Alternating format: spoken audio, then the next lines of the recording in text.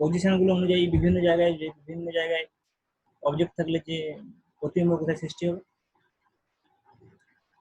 চিত্র আঁকার নিয়ম দেখি। করে দিই নাকি? ওইটা স্যার টেনের যতগুলো স্যার ছিল ততগুলো দেখে নিয়েছি। আচ্ছা তাহলে করে দিচ্ছি এখন। ঠিক আছে। তাহলে হেডিং কর।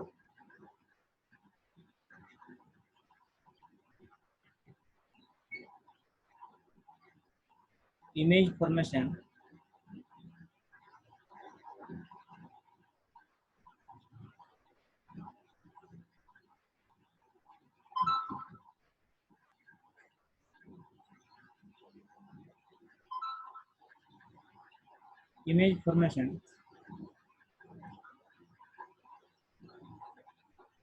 by ray diagram.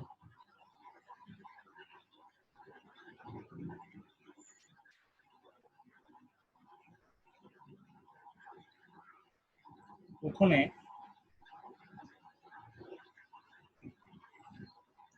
আমরা কনকেভ মিররের জন্য করব।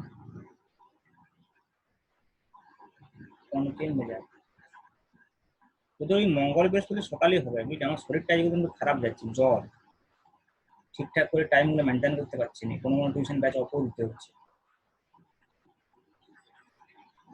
কনকেভ মিরর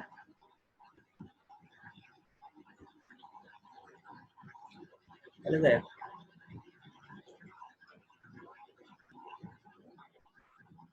কনকেভ মিররের প্রথমে ফার্স্ট যে কন্ডিশনটা সেটা হচ্ছে যখন আমার অবজেক্ট ইনফিনিটিতে থাকবে, অবজেক্ট অ্যাট ইনফিনিট,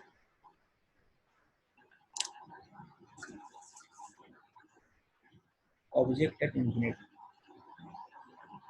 তাহলে ইনফিনিটিতে অবজেক্ট থাকলে আমি আগের দিনই বলেছিলাম যে ফোকাসটা যখন পড়াচ্ছিলাম বিশেষ করে,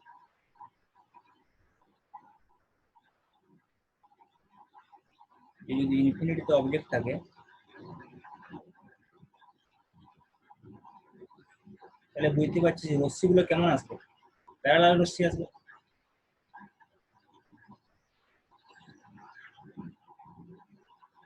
তাহলে প্যারালাল রশ্মি কোথায় মিলিত হয়? ফোকাসে মিলিত হয়। আমার নিশ্চয়ই ফোকাসে প্রতিবিম্বটা গঠিত হবে।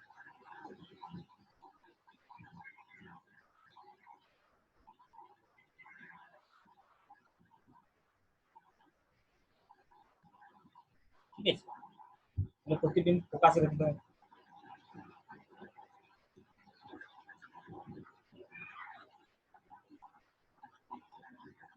এবারে দেখ, মনে কর যদি আমার অবজেক্টটা ইনফিনিটি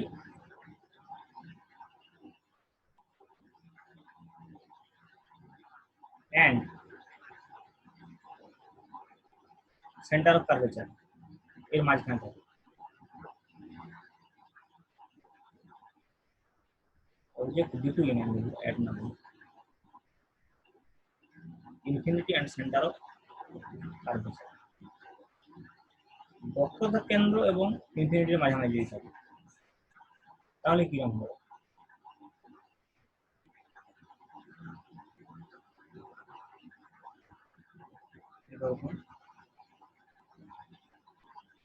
The principal axis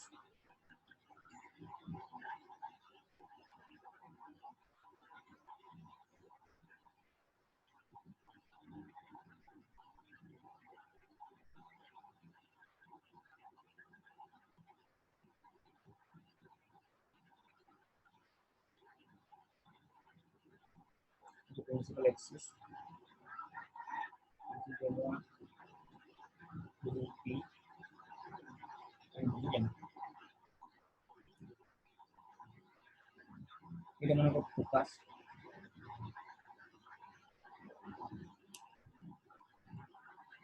এটা হচ্ছে সেন্টার অফ কার্ভেচার। আর অবজেক্ট কোথায় আছে বলছি? অবজেক্ট হচ্ছে সি আর ইনফিনিটির মাঝামাঝি কোনো জায়গায়, তার মানে এইখানে ধরতে পারিস, এরকম জায়গায় মনে করো অবজেক্ট।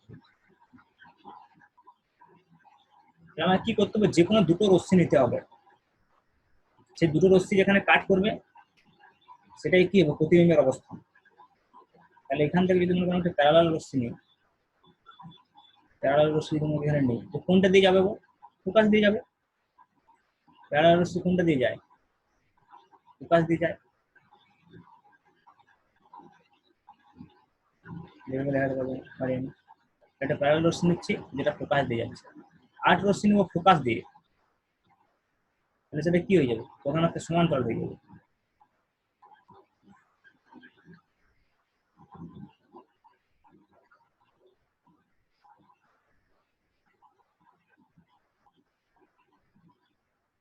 এরকম একটা প্রধান অক্ষের সমান্তরাল রশ্মি পাওয়া যায়।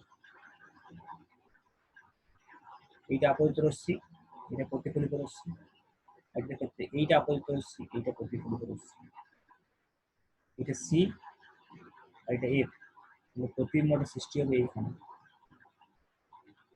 এটা যদি এবি হয়, এটা হয়ে যাবে এ ড্যাশ বি ড্যাশ। তাহলে প্রতিবিম্বটা কেমন হচ্ছে, কোথায় অবস্থিত হচ্ছে আগে বল? উৎপন্ন প্রতিবিম্ব ইমেজের নেচার কি কি হচ্ছে বলে এখানে। প্রথমত 1 নম্বর আমি বলতে পারি ইমেজের অবস্থান between C and F.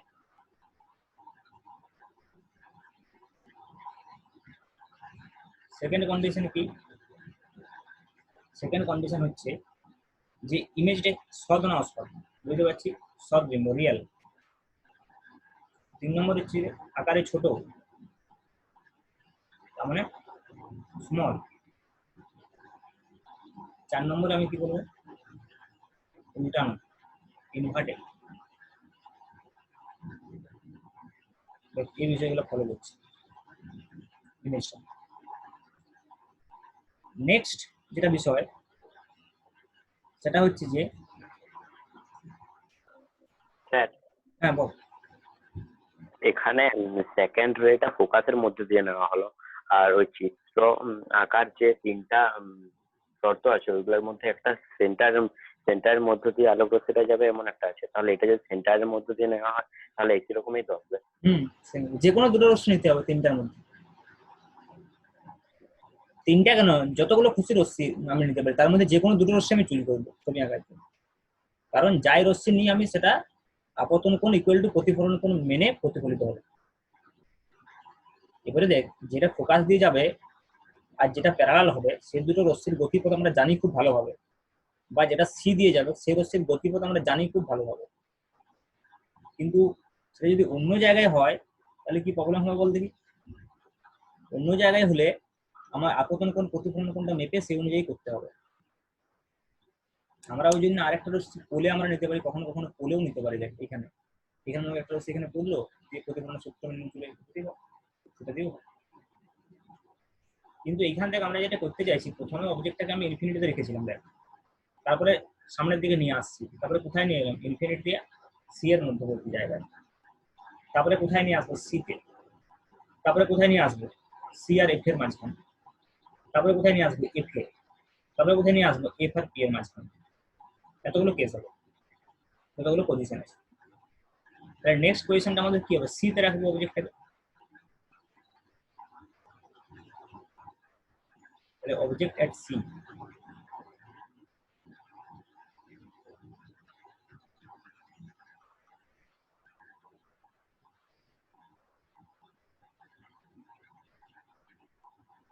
Sovan, তোদের এটা সেদিন পড়িয়েছিলাম না অফলাইনে? হ্যাঁ স্যার, তাই তো মনে হচ্ছে। তোদের এই শুধুমাত্র এই ছবিগুলো এঁকে দিয়েছেন, এই জায়গাটায় আজকে রিপিট হচ্ছে, ঠিক আছে? তো বারোদিন তবে সেটা। আর তোদের ওই মঙ্গল বৃহস্পতিবার নিকুজ মাঝে তো অফলাইনে সেই 3জন 4জন যাচ্ছিস, আমাকে ফালতু দুবার পড়াতে হচ্ছে। তোদের এখন তাহলে মঙ্গল বৃহস্পতি যেটা বাঁকুড়ার টাইম আছে না, ওই মঙ্গল বৃহস্পতি বাঁকুড়ার টাইম দিয়ে সকালবেলায় করবো। তোদের টাইমটা ওটা, হ্যাঁ অনলাইন, ঠিক আছে? আমার আর অফলাইন তাহলে ফুলকু সময় হবে না?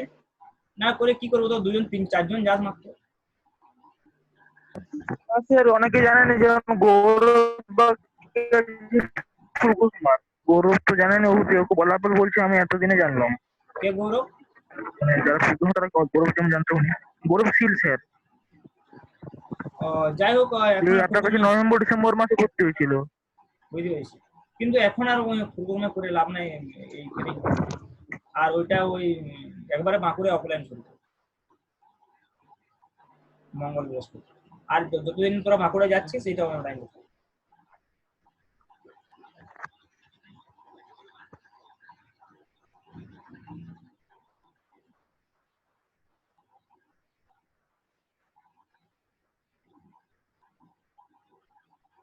টাইমটা ঠিক থাকবে। আর দীপঙ্কর তো তুই এদের ব্যাচটাতে পড়বি, আর যদি সময় না হয় তাহলে একটু রেকর্ডিংটা দেখবি, তোদের যখন শুরু হবে অফলাইন হবে। এটাতে যদি তুই লাইভ জয়েন করিস তো মঙ্গল বৃহস্পতি সকালে তোকে জয়েন করতে হবে, মনে হয় তো টাইম হবে না, তাই তো? আমাকে বলছেন? হ্যাঁ দীপনারায়ণ, সরি। মঙ্গল বৃহস্পতি স্যার 8:30 করলে হয়তো। না 8:30 মানে আমাদের টাইম 7 AM আছে।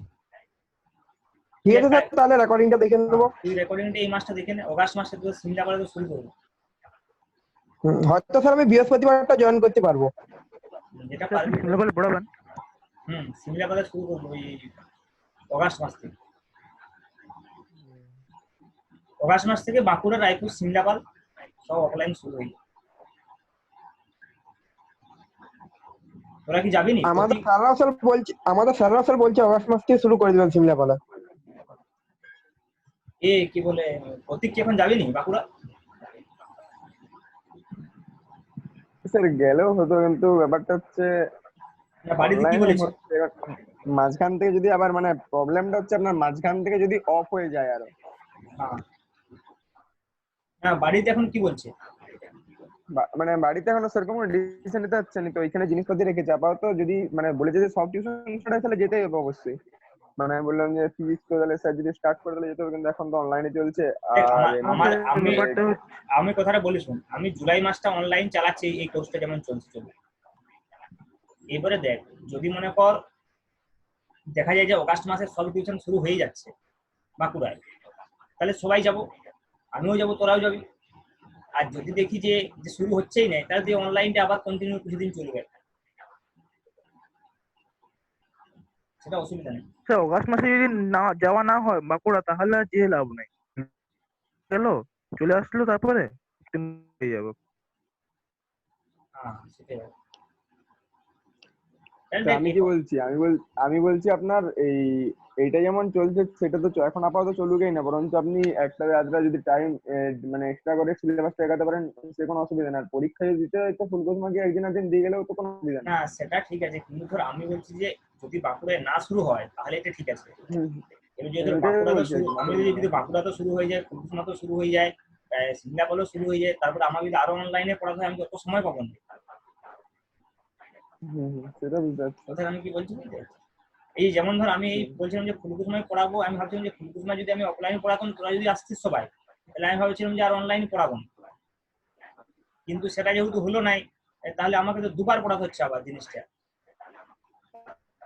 তার থেকে তো অনলাইনটা বেশি সুবিধা, একবার পড়ালে রেকর্ডিং হয়ে যাচ্ছে। তাহলে সিস্টেমটা যেহেতু এরকম চলছে, একটু সবাইকে অ্যাডজাস্ট করেই চলতে হবে, কিছু করার নেই। আর দ্বিতীয় কথাটা হচ্ছে যে অনলাইনটা আমি বন্ধ করতে চাইছি না, অনলাইনটা তো আমারও সুবিধা, ঘর থেকে পড়াচ্ছে, অসুবিধা কিছু না। কিন্তু ব্যাপারটা হচ্ছে যে সেই জুতটা তো আসছে না, বুঝতেই পারছি যে অফলাইন পড়লে যে জুতটা আসে, সেই জুতটা তো আসছে না কোনো মতে।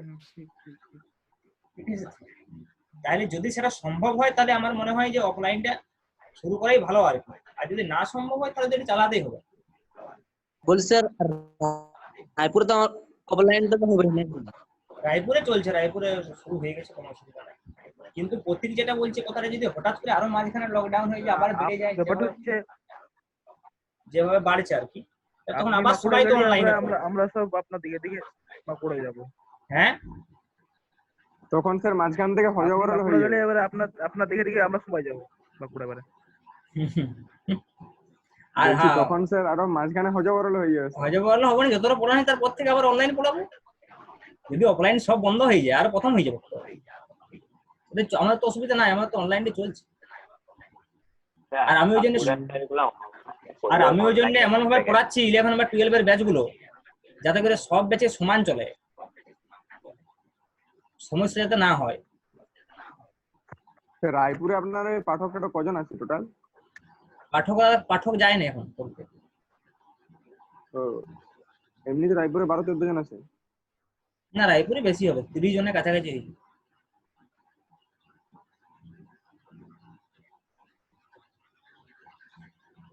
ঠিক আছে, ও যা হবে দেখা যাবে পরে। এখন আপাতত জুলাই মাসটা এটা চলবে। এবার আমি অগাস্ট মাসে পরিস্থিতি দেখে আবার সিদ্ধান্ত নেবো, কারণ কোনো সিদ্ধান্ত এখনো ফিক্স নাই। দেখছো তো, পরীক্ষার কোনো সিদ্ধান্ত নিতে পারছে না ইউজিসি, ডেলি আলাদা আলাদা বলছে। বলছে আবার 50% সিলেবাস কমিয়ে দিবে। কোনো সিদ্ধান্ত এখন সঠিক নয়, আজকে যা বলছে কালকে আলাদা বলছে। তাই আমাদের সিদ্ধান্ত সঠিক রাখা সম্ভব নয়। আমরা জুলাই পর্যন্ত এখন এই পলিসিটা নিয়ে চলবো, যে পলিসিটাতে চলছি। সেটা হচ্ছে আপাতত আমার রায়পুরে একটা ব্যাচ আছে, অফলাইন ব্যাচ চলছে রায়পুরে একটা, আর অফলাইন কোথাও চলেনি। বাকি রায়পুর ছাড়া যারা আছে তাদেরকে আমি মঙ্গল বৃহস্পতি বাঁকুড়ার ডেটটায় অনলাইন জয়েন করতে বলছি। যাদের অনলাইন ওই টাইমটা হবে না তারা রেকর্ডিংটা দেখবে। এবার অগাস্ট মাস থেকে আমার প্ল্যান আছে যে আমি সিমলাপাল এবং বাঁকুড়াতে অফলাইন শুরু করব। যদি সেটা সম্ভব না হয় তাহলে যেমন চলছে চলবে। বোঝা গেল ব্যাপারটা? হ্যাঁ স্যার।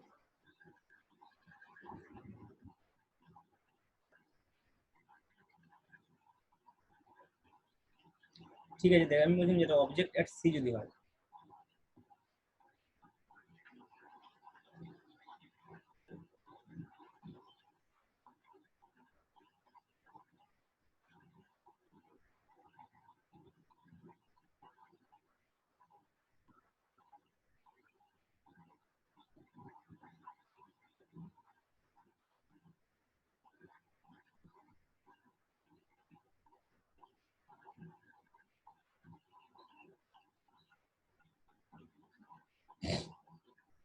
শরীর খুব খারাপ, পড়ানোর মন নাই, তবু পড়াচ্ছি না। কতবারই বন্ধ করে দিতে অসুবিধা।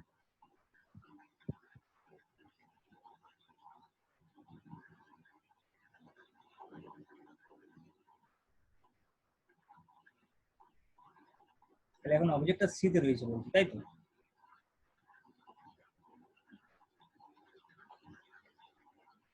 দুটো রশ্মি নেয়, একটা রশ্মি প্যারালাল হবে এবং সেই প্যারালাল রশ্মি কোনটা দিয়ে যাবে? ফোকাস দিয়ে যাবে। আরেকটা রশ্মি ফোকাস দিয়ে নিলে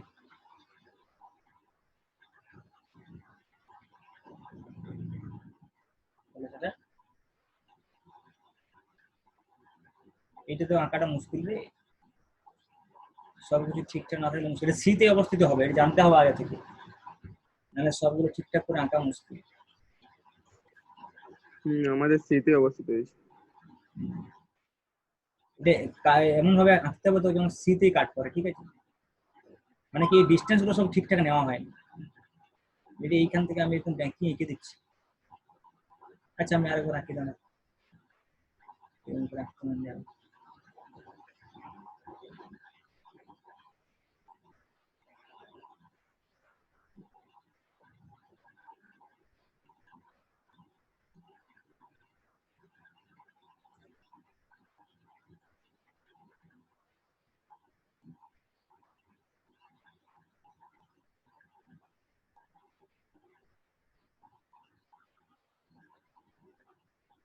এই শুভ্র কই রে? শুভ্র অনলাইনে ক্লাস করে। প্রথম দেখতে করতো।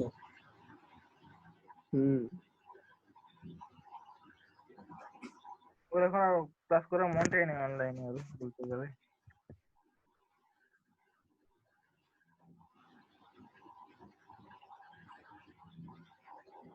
ও তো বাড়িতে থাকবে না, রায়পুর যাওয়া করতে বলছে।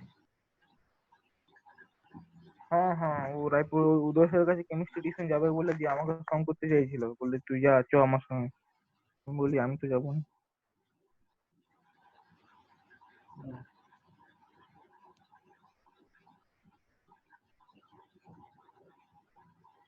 অসুবিধা নাই রায়পুরে থাকলে। না না, সেম বাঁকুড়ায় থাকাও যা রায়পুরে থাকাও তাই, কোনো লাভ নাই।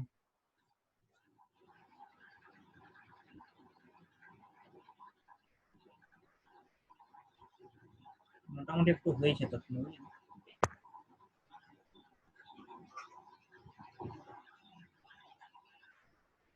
তাহলে এটা অবজেক্ট, তাহলে এখানে অবজেক্টটা কি কি ফিচারস হবে আমি বলে দিচ্ছি। দেখ ইমেজটা, সরি অবজেক্টটা না, ইমেজটার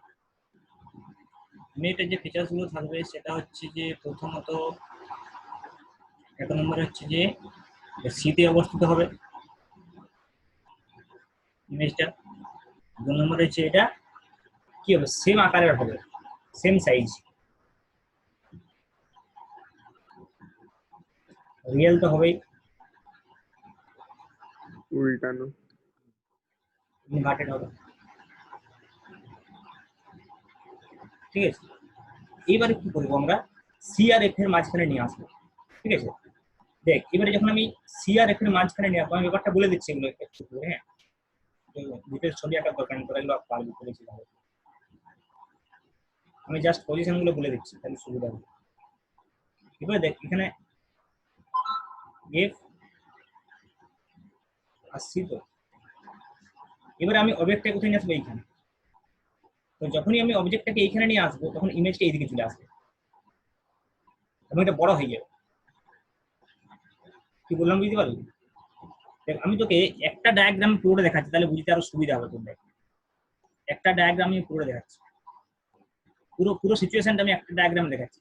এইটা পুরো মনে রাখবি, অঙ্ক করার সময় এইটাই কাজে লাগবে। এইগুলো আর পরীক্ষায় পড়ে না যে একে দেখাও, এগুলো মাধ্যমিকে পড়ে গেছে অলরেডি।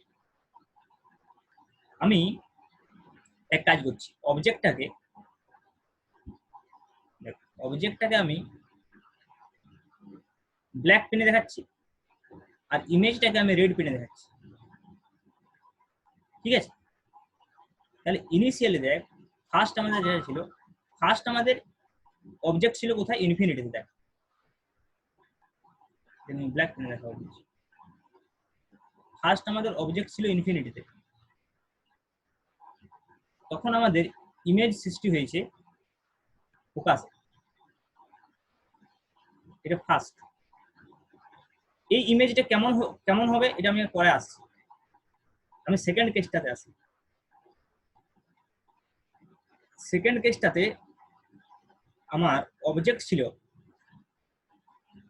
সি আর ইনফিনিটিতে, সি আর ইনফিনিটির মাঝে কোনো একটা জায়গায়, এইরকম কোনো একটা জায়গায় ধর অবজেক্ট।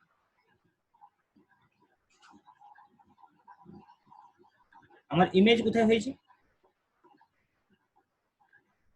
সি আর এফ এর এইখানে কোনো একটা জায়গায়, বাট আকারে ছোট, ভেবে দেখ বাবা।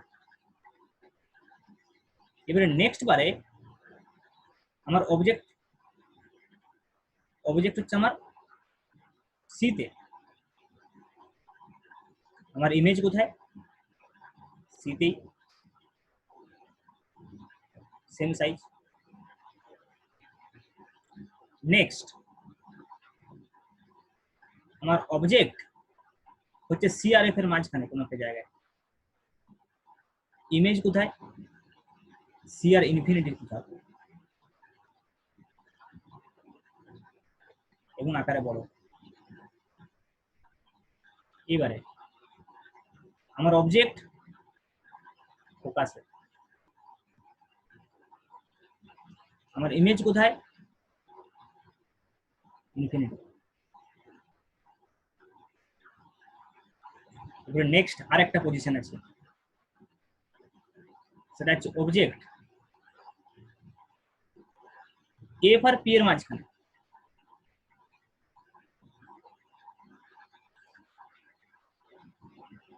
ইমেজ দর্পণের পেছনে। আকারে আকারে স্যার বড়, মনে হচ্ছে স্যার একটু বড় হবে হুম। আর সোজা হবে দেখ আর ভার্চুয়াল। তাহলে দেখ আমরা এই এই এই এই এই এই বিষয়টাকে মনে রাখবো এরকম ভাবে, একদিক থেকে এত গুলাবানি ব্যাপারটা, যে আমি কি করছি, অবজেক্টটাকে দেখ ইনফিনিটি থেকে আপ এখানে পর্যন্ত সরিয়েছি, দেখেছিস। প্রথম অবজেক্ট কোথায় ছিল, ইনফিনিটিতে। ইনফিনিটি থেকে অবজেক্টকে সরিয়ে প্রথমে যখন ইনফিনিটি দিয়েছে তখন ছিল ইমেজ ফোকাসে, তার মানে ফোকাসে ইমেজটা নিশ্চয়ই ছোট হবে। দেখ টার্গেটটা ছোট আছে, আস্তে আস্তে বাড়ছে। দেখ ইমেজটা কি হয়েছে, আস্তে আস্তে বাড়ছে না, তাহলে যখন এইখানে যে ইমেজটা সৃষ্টি হবে সেই ইমেজটা কি হবে, ছোট হবে আকারে, উল্টানো হবে, সৎ হবে। তাই তুই বুঝতে পারছিস যে যখন ইনফিনিটিতে অবজেক্ট আছে তখন ফোকাস ইমেজ, তারপরে অবজেক্টটা আমি যত ডান দিকে সরিয়ে আনছি ইমেজটা তত বাঁ দিকে সরে যাচ্ছে এবং আস্তে আস্তে বড় হয়ে যাচ্ছে রে। এবং এগুলো সবগুলোই কি, সবগুলোই হচ্ছে যে সদ্বিম্ব, উল্টানো, এবং ছোট হতে হতে একসময় বড় হয়ে যাচ্ছে, সিতে এসে সমান হচ্ছে। প্রথমে যখন অবজেক্ট ইনফিনিটিতে ছিল ইমেজ ফোকাস, অবজেক্ট এলো ইনফিনিটি আর সি এর মাঝে, ইমেজ চলে এলো সি আর এফ এর মাঝে। অবজেক্ট এলো সি তে, ইমেজও এলো সি তে। অবজেক্ট ঢুকে গেল সি আর এফ এর মাঝে, ইমেজ চলে এলো সি আর ইনফিনিটির মাঝে। অবজেক্ট চলে এলো এফ এ, হয়ে গেল ইনফিনিটি।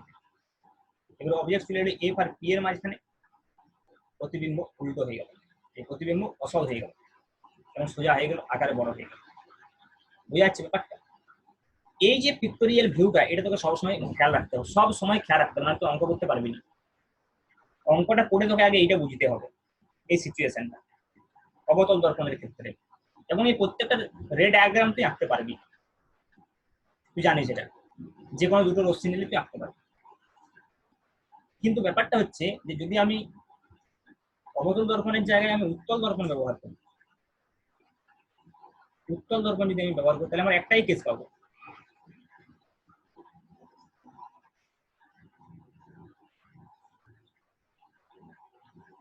যদি আমি উত্তল দর্পণ ব্যবহার করি তাহলে আমি একটাই কেস পাবো,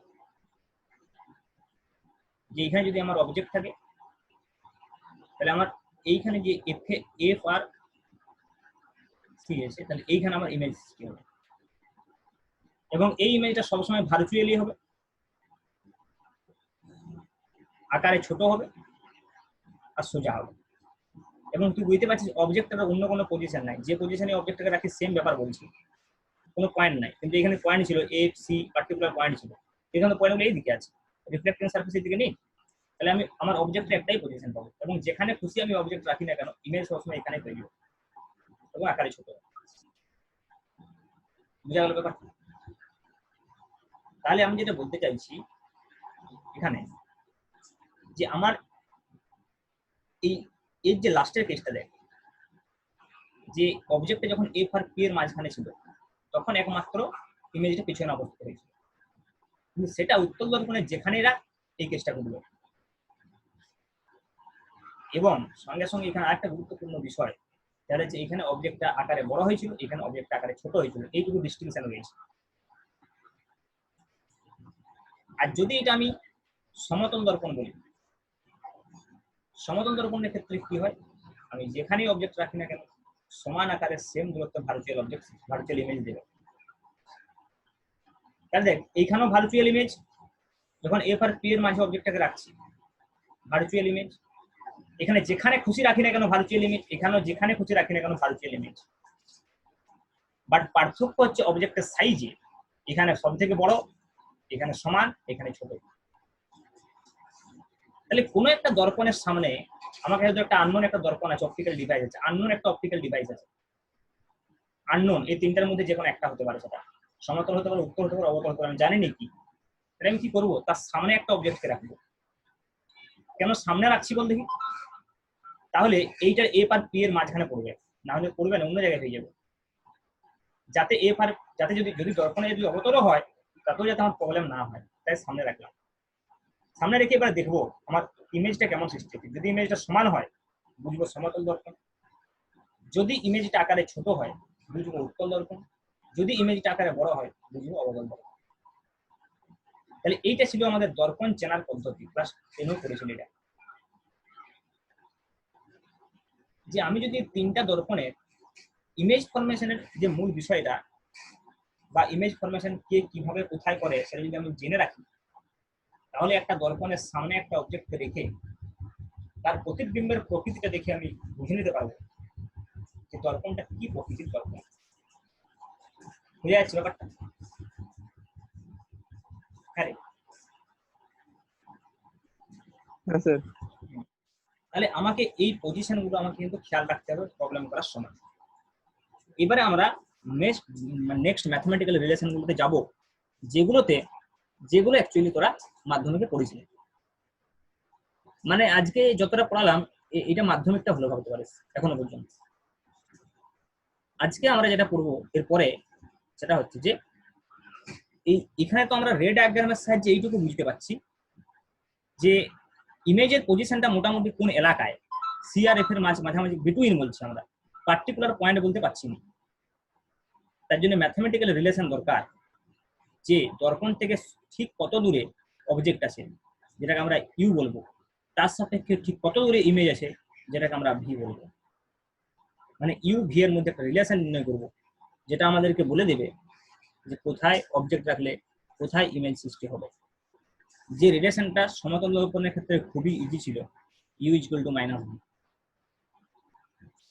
ঠিক আছে, u equal to minus v, u equal to v যাও, বা u equal to minus v বলতে পারি এই এই এই এই হিসেবে যে একটা একটা অপোজিট। ঠিক আছে, এবারে আমরা শুরু করি, আরেকবার জয়েন করে টাইম দিতে